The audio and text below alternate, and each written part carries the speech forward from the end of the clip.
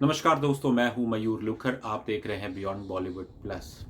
Sunday का दिन है, छुट्टी है, लेकिन खबरें आना बंद नहीं होती। और आज के दिन तीन खबरें आई हैं। पहली तो congratulation to Ranveer Singh and Deepika Padukone, they have become proud parents to a baby girl. और फिर एक दुख की खबर है जब पता चला कि एक्टर विकास सेठी, जिन्होंने अपना करियर टेलीविजन में बनाया था, specially with Balaji soaps, he sadly has passed away at the age of 48।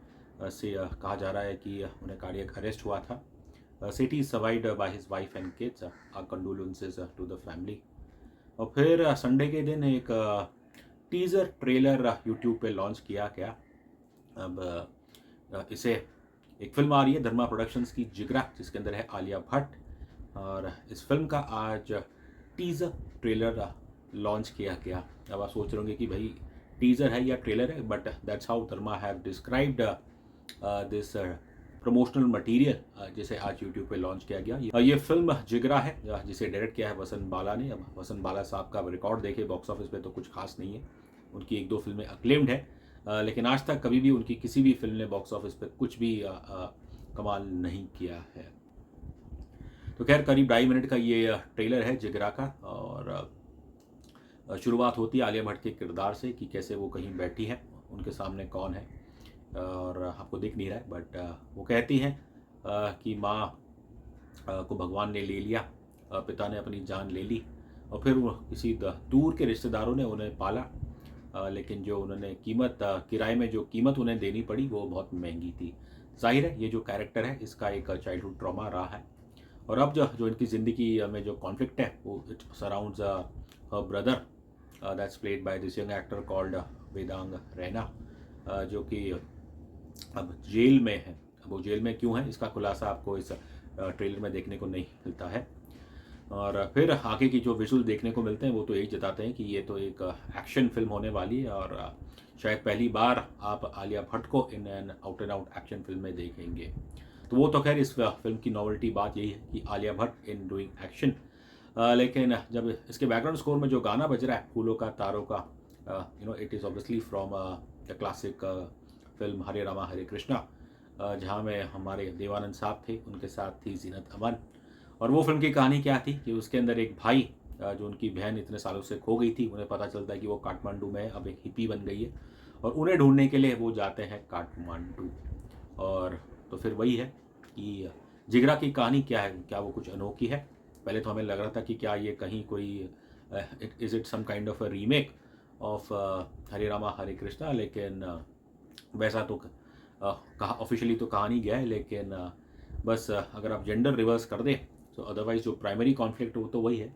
I mean I don't know what to say. I think Dharma production जो एक वक्त काफ़ी बड़ा नाम था, लेकिन पिछले कुछ साल उनके लिए इतने खास नहीं रहे हैं। ब्रह्मास्त्र फिल्म ने 250 कुछ करोड़ कमाए थे।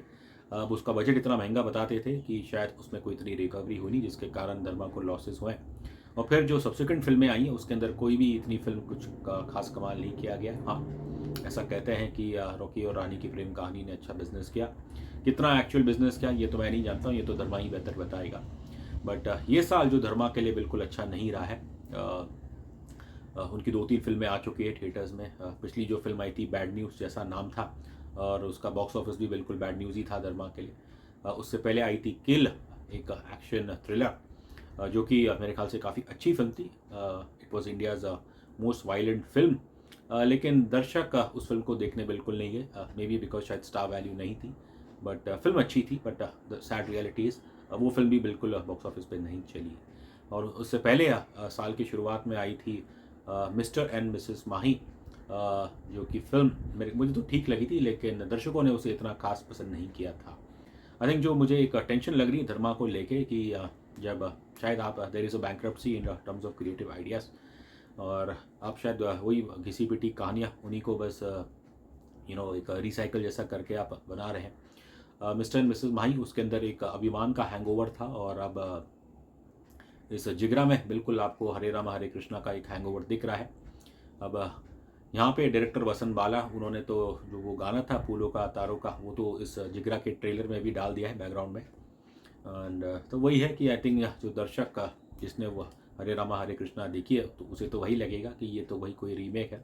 हालांकि ऐसा ऑफिशियली रीमेक तो कुछ है नहीं, but similarities in terms of primary conflict वो तो प्रिटी एविडेंट है। वेदांग रैना, इन्हें आपने पिछले साल देखा था द आर्चीज़ में। अब वो कितनी महान फिल्म थी और कितने महान एक्टर्स थे उसके अंदर, well I don't need to say that. और ये ट्रेलर में आप देखें, बस थोड़ा सा उनका विजुअल है, उनको दिखाते हैं कि कैसे वो आते हैं और फिर उन्हें कुछ पुलिस वाले मारते हैं। वो अरेस्ट हुए हैं, किस चीज़ के लिए अरेस्ट हुए हैं ये तो आपको जब फिल्म आएगी तब पता चलेगा। And he still young, just 24 years old. I don't want to be too critical of him, लेकिन द आर्चीज़ में तो मुझे कोई भी एक्टर्स इतने पसंद नहीं आए थे। और यहाँ पे जो मुझे पर्सनली डिसअपॉइंट किया है कि Vedang Raina, who is also a musician, उन्होंने ये फूलों का तारों का वो गाया है इस जिगरा फिल्म में, और उनकी आवाज़ में मुझे ये गाना बिल्कुल भी अच्छा नहीं लग रहा है। सो इन शॉर्ट, ये टीज़र ट्रेलर मुझे इतना खास नहीं लगा है और I am scared for Dharma once again. बस उम्मीद यही है कि आलिया भट्ट डूइंग एक्शन शायद दर्शकों को ये देखना वो चाहेंगे।